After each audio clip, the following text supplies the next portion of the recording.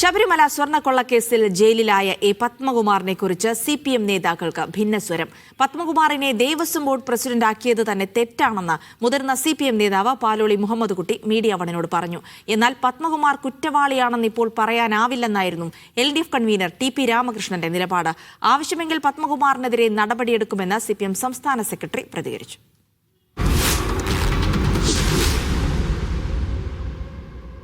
Devaswom board പ്രസിഡന്റാകാൻ അർഹനല്ല A Padmakumar എന്നാണ് തന്റെ നിലപാടെന്ന് മുതിർന്ന CPM നേതാവ് പാലോളി മുഹമ്മദ് കുട്ടി പറയുന്നു. കഴിവില്ലായ്മ അഴിമതിയിലേക്ക് എത്തിക്കും. കഴിവില്ലായ്മയാണ് മുഖ്യം. ആ കഴിവില്ലായ്മയാണ് അഴിമതിയായാലും തെറ്റായ വഴിയിലേക്കും കാലെടുത്ത് വെക്കാൻ പ്രേരിപ്പിക്കുന്നത്. എന്നാൽ പത്മകുമാറിനെ തള്ളിക്കളയുന്ന നിലപാടല്ല ഇടതുമുന്നണി കൺവീനർ TP രാമകൃഷ്ണൻ സ്വീകരിച്ചത്. അദ്ദേഹം കുറ്റവാളിയാണെങ്കിൽ അതിന്റെ ശിക്ഷ ഏറ്റുവാങ്ങിയേ പറ്റുള്ളൂ. ഞങ്ങൾക്ക് ഒരു തരത്തിലും അതിന്റെ മേലെ ഒരു പ്രയാസമോ വേറെ ഏതെങ്കിലും തരത്തിലുള്ള ഒരു സങ്കോചമോ ഞങ്ങൾക്കില്ല. ആവശ്യമായ ഘട്ടത്തിൽ നടപടിയെന്നാണ് CPM സംസ്ഥാന സെക്രട്ടറി പറയുന്നത്.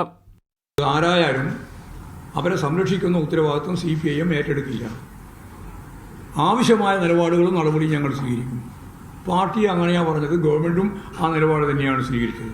CPM ജില്ലാ കമ്മിറ്റി അംഗം ശബരിമല സ്വർണ്ണക്കൊള്ളക്കേസിൽ ജയിലിലായത് പാർട്ടിയെ വലിയ തോതിൽ പ്രതിരോധത്തിലാക്കിയിട്ടുണ്ട്.